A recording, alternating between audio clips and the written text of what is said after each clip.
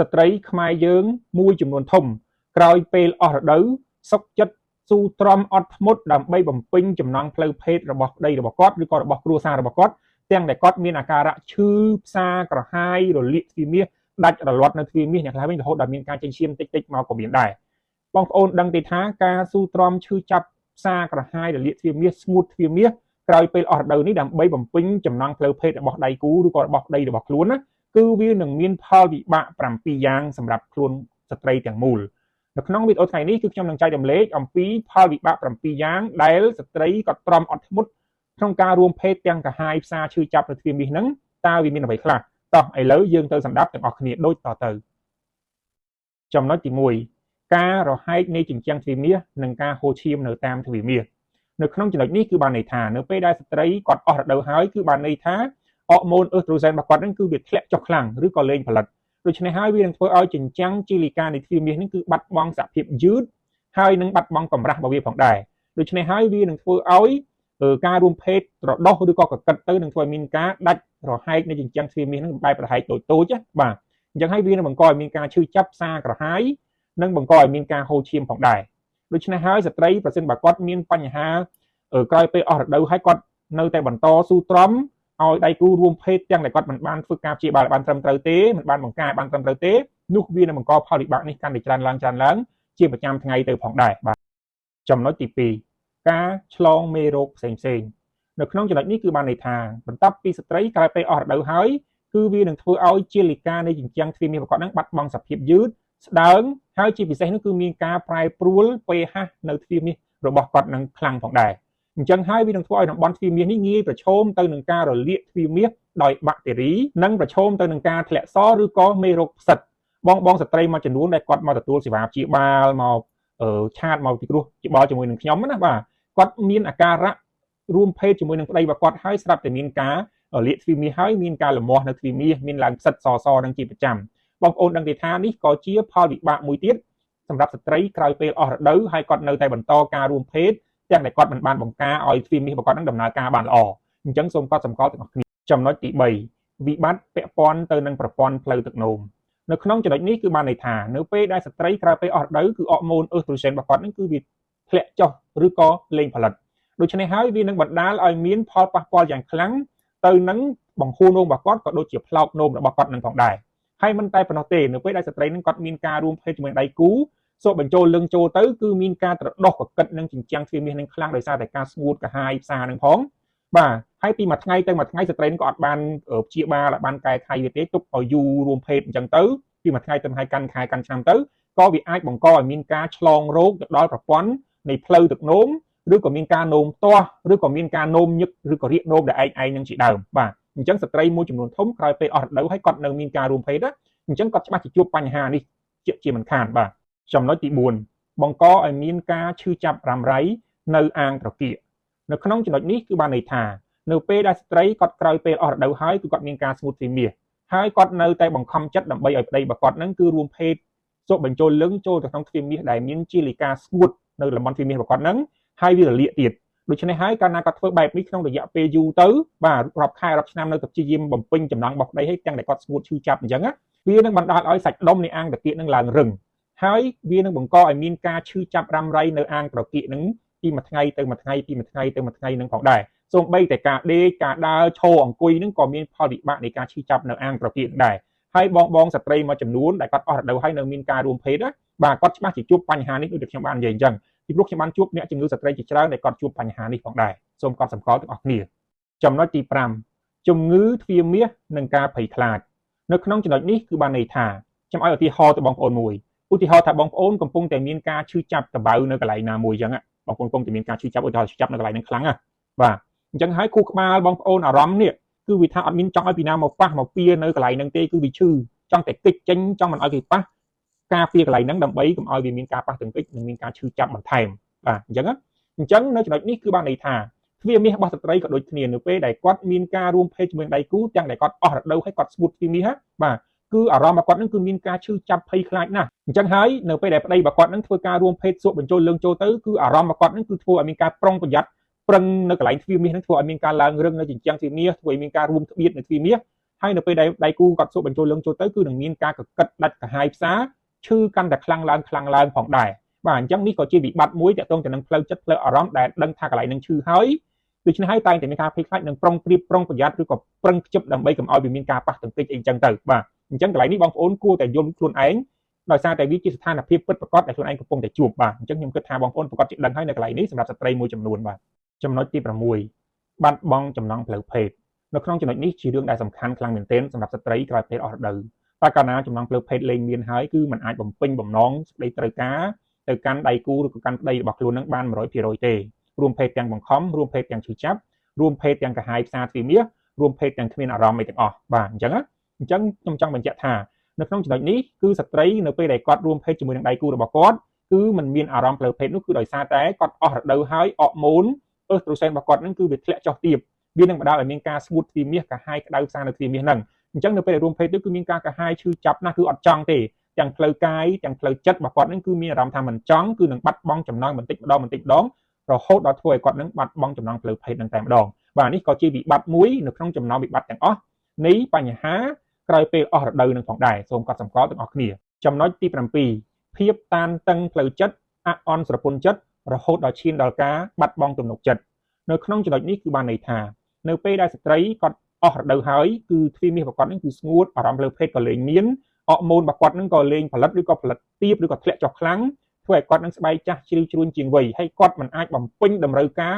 រផ្លូវភេទនឹងទៅឲ្យដៃគូរបស់គាត់នឹងបានទេដូច្នេះហើយវានឹងធ្វើឲ្យដៃគូរបស់គាត់នឹងមានអារម្មណ៍ថា stress តាមនៅពេលដែលដៃគូរបស់គាត់នឹងធ្វើការសុំរួមភេទគឺរួមភេទទាំងពិបាករួមភេទទាំងមិនចង់រួមភេទទាំងស្ងួតទ្វីមាសហើយកាលណានៅពេលដែលរួមភេទទាំងស្ងួតទ្វីមាសសូម្បីតែលឹងរបស់ដៃគូនឹងសក់បញ្ចូលទៅក្នុងទ្វីមាសរបស់ស្ត្រីដែលស្ងួតហ្នឹងក៏មិនមានអារម្មណ៍ថាស្រួលមិនមានអារម្មណ៍ថាសនុកសុខស្រួលមិនមានអារម្មណ៍ថាមានក្តីសុខទេគឺមានអារម្មណ៍ថាដូចអត់ស្រួលហើយអាចនឹងមានការឈឺចាប់ផងដែរអញ្ចឹងហើយវានឹងធ្វើឲ្យមានការបាត់បង់ទំនុកចិត្តនឿយណាយគ្នាលេងចង់គេងជាមួយគ្នាมันអាចបំពេញតម្រូវការឲ្យគ្នាបានហើយអាចនឹងមានការបែកបាក់ប្រឆាឬក៏មានការលួចលាក់មានក្រៅអីជាដើមនឹងដែរខ្ញុំបានជួបអ្នកជំងឺជាច្រើនដែលមានបងប្អូនត្រូវដឹងថារឿងនៅលើក្រេគឺជារឿងដែលសំខាន់សម្រាប់ជីវិតប្តីប្រពន្ធទោះបីនៅក្នុងវ័យណាក៏ដោយបងប្អូនត្រូវដឹងថាអារម្មណ៍ផ្លូវភេទរបស់បុរសក៏នៅតែមានរហូតដល់ថ្ងៃដែលគាត់លាចាកលោកនេះទៅចំណែកឯស្ត្រីវិញអារម្មណ៍របស់គាត់នៅមានរហូតទៅតែពេលដែលគាត់នៅមានរដូវទេក្រោយពេលអស់រដូវហ្នឹងគាត់អស់អារម្មណ៍ប៉ុន្តែយើងមានវិធីកែខៃដើម្បីឲ្យគាត់នឹងអាចនឹងមានអារម្មណ៍រួមភេទបានរលូនសុខភាពផ្លូវភេទរបស់គាត់ក៏ល្អសុខភាពរាងកាយរបស់គាត់ក៏ល្អអាចរួមភេទដំណើរការទៅបានល្អផងដែរបើមិនបើគាត់ធ្វើតាមការណែនាំរបស់គ្រូពេទ្យឲ្យបានត្រឹមត្រូវសរុបមកវិញថាតើត្រូវដោះស្រាយបញ្ហាទាំងអស់នេះដោយវិធីណាខ្លះនៅក្នុងចំណុចនេះគឺខ្ញុំនឹងចែកចម្លែកចំនួន3ចំណុចដែលបងប្អូនត្រូវតែធ្វើព្រមគ្នាហើយនឹងបាត់ដូចគេបេះតែម្ដងចំពោះបញ្ហាសុខភាពក្រោយពេលអស់រដូវនេះចំណុចទី1គឺការប្រើប្រាស់ឱសថយើងត្រូវញ៉ាំវាជាប្រចាំដើម្បីទ្រទ្រង់សុខភាពទាំងផ្លូវភេទទាំងបង្ការជំងឺផ្សេងៗហើយទី2គឺត្រូវការប្រើប្រាស់ប្រេងសំណើមប្រឆាំងទៅនឹងការរលាកទ្វីមាសស្ងួតកាហាយផ្សាហ្នឹងហើយនឹងប្រេងសំណើមសម្រាប់ពេលរួមភេទហើយទី3នោះគឺការផ្លាស់ប្ដូរទម្លាប់រស់នៅប្រចាំថ្ងៃដូចជារបបអាហារការដេកដើរឈរអង្គុយនិងការហាត់ប្រាណការស្លៀកពាក់អីជាដើមបាទអញ្ចឹងយើងទៅសម្ដាប់ម្ដងមួយអំពីដំណោះស្រាយទាំង3ប្រភេទនេះដូចតទៅចំណុចទី1តាក់ទងទៅនឹងការប្រើប្រាស់ឱសថជាប្រចាំដើម្បីប្រឆាំងទៅនឹងជំងឺផ្សេងៗឬក៏វិបត្តិផ្សេងៗក្រោយពេលអស់រដូវឬក៏ជិតអស់រដូវហើយឱសថទាំងនោះគឺមាន3ប្រភេទដែលល្អខ្លាំងសម្រាប់ស្ត្រីបាទប្រភេទទី1គឺឱសថ Phytoestrogen ទី2គឺតែសណ្តែកខ្មៅ Isoflavone ហើយនិងទី3គឺប្រេងត្រីធម្មជាតិ DAGE និង DPA បាទប្រេងត្រីធម្មជាតិតែសណ្តែកខ្មៅហើយនិងឱសថ Phytoestrogenទាំង3មុខនេះគឺល្អខ្លាំងសម្រាប់ស្ត្រីក្រោយពេលអស់រដូវនឹងខ្លាំងណាស់បាទដែលអត្ថប្រយោជន៍របស់វានេះគឺវាជួយបង្ការជំងឺពុកឆ្អឹង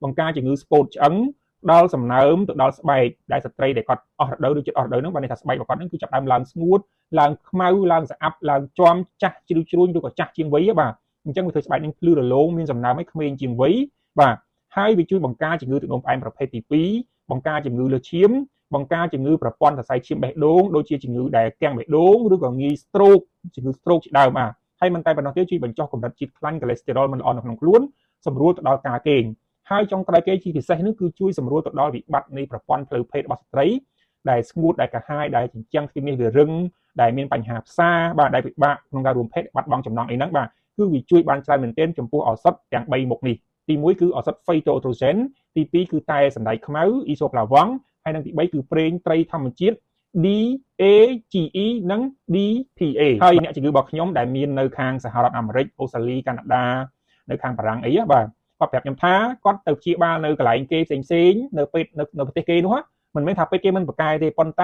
ែពេទ្យរបស់គេគឺគេព្យាបាលតាមលក្ខណៈវប្បធម៌ប្រពៃណីរបស់ទម្លាប់របស់ប្រទេសគេអញ្ចឹងគាត់ខ្មែរយើងនេះគាត់ទៅព្យាបាលទៅគាត់អាចនិយាយរឿងផ្លូវភេទអីហ្នឹងប្រាប់គេអស់បោះក្បាលអីហ្នឹងទៅគេឲ្យតែវីតាមីនធម្មតាយកមកញ៉ាំទៅវាអត់បាត់ដូច្នេះហើយគាត់ក៏ឃើញវីដេអូរបស់ខ្ញុំគាត់ក៏ឆាតមកតំណែងប្រឹក្សាយោបល់ពីគ្រោះជំងឺផ្សេងៗទៅគាត់ក៏កំងយកទៅប្រើសាកមើលដល់ពេលគាត់ប្រើសាកមើលទៅគឺបានផលល្អឥឡូវនេះគឺអ្នកជំងឺរបស់ខ្ញុំនៅក្រៅប្រទេសហ្នឹងក៏មានច្រើនខ្លាំងដែរទាក់ទងនឹងបញ្ហាសុខភាពក្រោយពេលអស់រដូវនេះបាទចំណុចទី2ផ្នែកប្រេងសំណើមនៃទ្វារមាសប្រេងសំណើមទ្វារមាសនេះគឺចែកចេញជា2ប្រេងសំណើមទី1គឺប្រើសម្រាប់ពេលរួមភេទប្រេងសំណើមរួមភេទនេះគឺប្រើបានទាំងខាងបុរសទាំងខាងស្ត្រីនៅពេលដែលប្រើហ្នឹងគឺវាផ្ដល់សំណើមភ្លាមត្រជាក់ទ្វារមាសល្អិលស្រួលដល់សំណើមអាចរួមភេទបានលាបលើបបោតូចបបោធំនៅខាងក្នុងមុនពេលប្រតិបត្តិការហើយខាងប្រុសលាបពីលើក្បាលលឹងរបស់គាត់រហូតទៅដល់គល់លឹងរបស់គាត់នឹងហើយចាំប្រតិបត្តិការទៅគឺវាផ្ដល់ភាពសុខស្រួលភ្លាមនៅពេលរួមភេទនឹងប៉ុន្តែគាត់ថាវាជួយបានតែពេលរួមភេទទេហើយបន្ទាប់ពីរួមភេទហើយគឺវានឹងស្ងួតត្រឡប់ទៅធម្មតាវិញបាទហើយចំពោះប្រេងសំណើមប្រភេទទី2គឺជាប្រេងសំណើម Virginie សម្រាប់រោគស្ត្រីប្រេងសំណើម Virginie សម្រាប់រោគស្ត្រីនេះគឺអត់ប្រើពេលរួមភេទទេគឺប្រើបានតែស្ត្រីទេអញ្ចឹងស្ត្រីដែលគាត់ក្រោយពេលអស់រដូវឬក៏ជិតអស់រដូវមានបញ្ហាស្ងួតទ្វារមាសខ្លាំងមានបញ្ហាកាហាយមានបញ្ហាក្តៅពីខាងក្នុងទ្វារមាសមាត់ទ្វារមាសបាទមានបញ្ហារលាកមានបញ្ហាកាហាយទ្វារមាសតម្រង់ pH អាស៊ីតបាសទ្វារមាសហ្នឹងវាអតុល្យភាពបាទអញ្ចឹងហើយគាត់អាចប្រើប្រេងសំណើមនេះលាបជាប្រចាំថ្ងៃលាបថ្ងៃ2ដងព្រឹកម្ដងល្ងាចម្ដងមុនពេលចូលគេងនិងចាប់ពីគេងបលំឡើងប្រេងសំណើមនេះគឺជួយកម្ចាត់បញ្ហាហ្នឹងបានខ្លាំងតែម្ដងសម្រាប់បងស្ត្រីដែលមានវិបត្តិសុខភាពក្រោយពេលអស់រដូវវិបត្តិនៅតំបន់ផ្លូវភេទបាត់ចំណង់ផ្លូវភេទឬក៏ស្ងួតទ្វារមាសអីហ្នឹងបងស្ត្រីហើយចង់ប្រើប្រាស់បាទឱសថ Phytoestrogen តែសណ្ដែកខ្មៅប្រេងត្រីធម្មជាតិប្រេងសំណើមទ្វារមាស Virginie ប្រេងរួមភេទបងស្ត្រីអាចឆាតចូលមកប្រឹក្សាជាមួយខ្ញុំជាមុនសិនមុននឹងទិញយកទៅប្រើដើម្បីដឹងពីប្រវត្តិសុខភាពរបស់បងទើបប្រើទៅវាត្រូវបាទអញ្ចឹងអាចឆាតចូល page មកប្រឹក្សាសិនក៏បានឬក៏ឆាតចូល link Telegram នៅក្នុង comment ក៏បានប៉ុន្តែបងប្អូនកុំ comment តម្លៃប្រមាណបាទលក់នៅឯណាអីចឹងខ្ញុំបញ្ជាក់ច្បាស់ហើយគឺកំងពីខាងខ្ញុំយកទៅប្រើបានប៉ុន្តែមុននឹងលក់ជូនខ្ញុំត្រូវដឹងអំពីប្រវត្តិសុខភាពសិនត្រូវឆាតមកពីគ្រោះជាមួយខ្ញុំសិននៅ page ក៏បាន link Telegram ក៏បានបាទហើយមិនតែប៉ុណ្ណោះទេឱសថ Phytoestrogen តែសណ្ដែកខ្មៅ Isoflavone និងប្រេងត្រីធម្មជាតិនេះវាមានអត្ថប្រយោជន៍លើសពិសេសនោះទៀតគឺវាប្រឆាំងទៅនឹងអុកស៊ីតកម្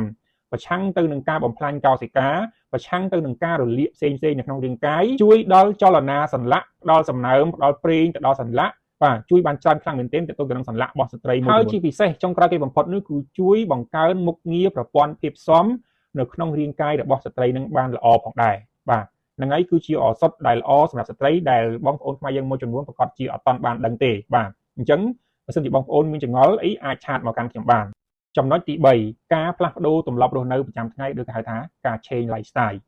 ចំណុចទី1គឺការហាត់ប្រាណឲ្យបានយ៉ាងតិច30នាទីទៅ40នាទីក្នុងមួយថ្ងៃហាត់ឲ្យហត់ហាត់ឲ្យបែកញើសដើររត់ឬក៏លើកដុំដែកឬក៏យូហ្គាអីជាដើមបាទអញ្ចឹងការហាត់ប្រាណនេះគឺល្អសម្រាប់សុខភាពសម្រាប់ស្ត្រីក្រោយពេលអស់រដូវឬក៏ជិតអស់រដូវនឹងផងដែរចំណុចទី2គឺការសម្រាកឬក៏ការគេងឲ្យបានគ្រប់គ្រាន់បងស្ត្រីមួយចំនួនគាត់គេងមិនលក់គាត់ពិបាកចិត្តគាត់គិតច្រើនអីចឹងទៅបាទអញ្ចឹងធ្វើគាត់នឹងនៅដល់យប់ជ្រៅគេងមិនលក់ញឹកញាប់អត់ល្អទេអញ្ចឹងត្រូវតែគេងប្រឹងព្យាយាមគេងឬក៏រកវិធីសាស្ត្រដើម្បីឲ្យបងប្អូនអាចបានគេងបានហ្នឹងគឺល្អអញ្ចឹងគេងបានគ្រប់គ្រាន់គឺល្អសម្រាប់សុខភាពហើយចំណុចទី3ចំណុចទី3នេះគឺកាត់បន្ថយការពិបាកចិត្តគិតច្រើន stress មួម៉ៅខឹងជាប្រចាំនេះគឺអត់ល្អសម្រាប់សុខភាពទេគឺវានឹងបង្កឲ្យរាងកាយរបស់អ្នកហ្នឹងគឺវិវត្តទៅទ្រុឌទ្រោមឬក៏អាចជំងឺអារោគសញ្ញាក្រោយពេលអស់រដូវហ្នឹងក៏វានឹងវិវត្តទៅធ្ងន់ធ្ងរដោយសារតែវិបត្តិផ្លូវចិត្តនឹងផងដែរបាទសូមកាត់បន្ថយវាបន្តិចដងឲ្យបានច្រើនកាន់តែល្អបាទចំណុចទី4ឆែកសុខភាពជាប្រចាំឆែកសុខភាពនៅក្នុងនេះគឺបានន័យថាបងស្ត្រីក្រោយពេលអស់រដូវក៏ដោយមុនពេលអស់រដូវក៏ដោយការឆែកសុខភាពនេះយ៉ាងតិចណាស់ឲ្យបានមួយឆ្នាំ2ដងបានន័យថា6ខែម្ដងឆែកនេះគឺឆែកទៅរកជំងឺទូទៅផ្សេងឆែកទៅរកជំងឺកោសិកាមហារីកឆែកទៅលើសុខភាពទូទៅអញ្ចឹងឆែកសុខភាពនេះគឺឲ្យយើងបានដឹងរហ័សបើសិនជាមានជំងឺអីមួយវាកើតឡើងគឺយើងអាចទប់ស្កាត់ឲ្យបានភ្លាមអញ្ចឹងគឺជារឿងដែលសំខាន់ខ្លាំងមែនទែនសូមធ្វើការផ្លាស់ប្ដូរពីទម្លាប់ដែលមិនដែលឆែកសុខភាពមកជាទម្លាប់ដែលឆែកសុខភាពគឺល្អបាទហើយចំណុចទី5នេះគឺការទទួលទានទឹកឲ្យបានគ្រប់គ្រាន់ការទទួលទានទឹកគឺល្អខ្លាំងសម្រាប់ស្ត្រីក្រោយពេលអស់រដូវឬក៏ជិតអស់រដូវឲ្យបានយ៉ាងតិចបំផុត2លីត្រទៅ2លីត្រកន្លះក្នុងមួយថ្ងៃគឺល្អគ្រប់គ្រាន់ហើយប៉ុណ្ណឹងណាចំណុចទី6ជៀសវាងការទទួលទានគ្រឿងស្រវឹងឬក៏សារធាតុដែលមានជាតិអាល់កុលផ្សេងជាដើមបាទនៅក្នុងចំណុចនេះគឺបានន័យថាគ្រឿងស្រវឹងគឺអត់ល្អសម្រាប់សុខភាពទេមិនថាបរិសុទ្ធមិនថាស្ត្រីទេវាគ្មានអ្វីដែលល្អសម្រាប់សុខភាពតតែសោះបើមិនជាយើងញ៉ាំវាចូលទៅគឺមានតែការបំផ្លាញខាតពេលវេលាខាតលុយនិងបង្កជាជំងឺជាពិសេសហ្នឹងគឺស្ត្រីក្រោយពេលអស់រដូវនឹងតែម្ដង ខ្ញុំឃើញមីងមួយចំនួនដែលគាត់អស់រដូវហើយនៅតាមស្រុកតាមភូមិតាមភ្នំពេញអីហ្នឹងគាត់ងាកឡើងដាក់គេឯងជាមួយប្តីបងប្អូនកូនចៅគាត់ដាក់ទៅអញ្ចឹងណាបាទចុងក្រោយមកក្រិនថ្លើមចុងក្រោយមកមហារីកនេះចុងក្រោយមកវិបត្តិស្បូនវិបត្តិអីចេញចោះអញ្ចឹងទៅគឺមានសពគ្រប់អញ្ចឹងប្រយ័ត្នមែនទេគ្រឿងសង្វឹងគឺមិនល្អទេចំណុចទី7កាត់បន្ថយការទទួលទានសមាសធាតុកាបូនអ៊ីដ្រាតសមាសធាតុកាបូនអ៊ីដ្រាតនេះមានដូចជាប្រភេទបាយកាទៀវមីបបរឬក៏ប្រភេទអាហារម្សៅបងប្អូនពពួកអាហារម្សៅអស់ហ្នឹងគឺវាមិនល្អសម្រាប់សុខភាពស្ត្រីក្រោយពេលអស់រដូវទេបើអាចជិះបានជិះបើជិះមិនបានទេកាត់បន្ថយញ៉ាំតិចបានហើយបដូរទៅញ៉ាំបន្លែបៃតងផ្លែឈើបន្លែលឿងបន្លែអីបានច្រើនវាល្អជាងប្រភេទកាបូនអ៊ីដ្រាតនេះបាទហើយនឹងបង្កើនការញ៉ាំសាច់ត្រីមិនថាត្រីអីទេឲ្យតែត្រីស្រស់បាទយើងយកវាមកបំពងមកស្ងោរមកចៀនមកឆាអីចឹងទៅគឺយើងអាចញ៉ាំបានហើយផ្លាស់ប្ដូរពីការញ៉ាំសាច់ញ៉ាំត្រីឲ្យច្រើនគឺល្អសម្រាប់សុខភាពស្ត្រីបាទចំណុចទី8ជៀសវាងការប្រើប្រាស់ថ្នាំងងុយគេងថ្នាំសម្រួលអារម្មណ៍ថ្នាំផ្លូវចិត្តអីដោយខ្លួនឯងជៀសវាងការទិញពីប៉ាម៉ាស៊ីយកមកប្រើអត់បានទេថ្នាំទាំងអស់នេះកាលណាបងប្អូនប្រើច្រើនញឹកញាប់ដោយចិត្តឯងគឺវានឹងប៉ះពាល់ដល់សរសៃប្រសាទហើយប៉ះពាល់ទៅដល់ផ្លូវភេទប៉ះពាល់ទៅដល់សុខភាពរាងកាយទាំងមូលអញ្ចឹងការប្រើប្រាស់ថ្នាំងុយគេងញឹកញាប់គឺមិនល្អសម្រាប់សុខភាពទេថ្នាំងងុយគេងបើចង់ប្រើប្រាស់សូមបងប្អូនទៅពិគ្រោះជាមួយនឹងដុកទ័រដែលមានជំនាញច្បាស់លាស់ត្រឹមត្រូវថាតើប្រើលេខប្រមាណដូសប្រមាណប្រើប្រមាណថ្ងៃប្រមាណខែបានហើយជប់ប្រើបានអត់គឺជារឿងដែលសំខាន់ចាំបាច់តែត្រូវតែដឹងកុំប្រើដោយចិត្តឯងកុំចេះតែទិញយកមកលេបឃើញគេប្រាប់យកមកលេបអត់បានទេអត់ល្អទេបាទចំណុចទី9ជៀសវាងការទទួលទានអាហារប្រៃពេកប្រៃដិតឬក៏អាហារផ្អែមពេកឬក៏ផ្អែមដិតអីហ្នឹងបាទអញ្ចឹងអាហារផ្អែមប្រៃដែលយើងញ៉ាំទៅរសជាតិដិតណាសូមប្រយ័ត្នឲ្យមែនទេអាហ្នឹងទឹកនោមផ្អែមក៏កើតលើសឈាមក៏កើតទឹកនោមប្រៃក៏កើតបង្កជាជំងឺផ្សេងមហារីកអីក៏មានដែរអញ្ចឹងសូមប្រុងប្រយ័ត្នទាំងអស់គ្នាចំពោះអាហារទាំងអស់ហ្នឹងបាទហើយជាពិសេសហ្នឹងគឺប្រភេទអាហារឆៅបច្ចុប្បន្ននេះសូមប្រយ័ត្នណាបាទដោយសារតែវាសម្បូរជាតិគីមីច្រើនអាចញ៉ាំទៅប្រឈមនឹងការកើតមហារីកដូចជាត្រីឆៅដូចជាមឹកពគាបកងឆៅអីដែលយើងឃើញគេលក់ទីផ្សារអីចឹងសូមប្រយ័ត្នដោយសារតែវាមានការនាំចូលវាមានការទុកដាក់មិនបានល្អមានបាក់តេរីមានវីរុសមានថ្នាំរក្សាផងមានស្អីសពគ្រប់មកលើហ្នឹងហើយមានសារធាតុគីមីជាច្រើនអញ្ចឹងសូមប្រយ័ត្នឲ្យពួកអាហារស្រស់ៗទាំងហ្នឹងគឺមិនល្អសម្រាប់សុខភាពទេងាយនឹងកើតជំងឺផ្សេងៗណាស់ចំណុចទី10ហើយអាហារដែលល្អខ្លាំងសម្រាប់ស្ត្រីជិតអស់រដូវនិងក្រោយពេលរដូវនោះគឺមាន2មុខបាទទី1គឺប្រភេទទឹកសណ្តែកពណ៌សសុទ្ធដែលអត់ដាក់ស្ករទេដែលសាបស្លេមដែលគេធ្វើក្តៅអ៊ុននឹងយកមកញ៉ាំមួយថ្ងៃមួយកែវរៀងរាល់ពេលព្រឹកគឺល្អខ្លាំងមែនទែនសម្រាប់ស្ត្រីក្រោយអស់រដូវឬក៏ជិតអស់រដូវហ្នឹងបាទហើយមួយទៀតនោះគឺជាប្រភេទតៅហ៊ូឬក៏តៅគួរតៅហ៊ូតៅគួរនេះគឺវាផ្សំពីសណ្តែកដូចគ្នាដែរគាត់ថាវាយើងអាចយកទៅធ្វើម្ហូបអីបានអញ្ចឹងណាបើពួកអាហ្នឹងបើយើងញ៉ាំជាប្រចាំគឺវាល្អសម្រាប់សុខភាពអញ្ចឹងអានេះគឺជាអាហារមួយដែលល្អសម្រាប់ស្ត្រីក្រោយពេលអស់រដូវ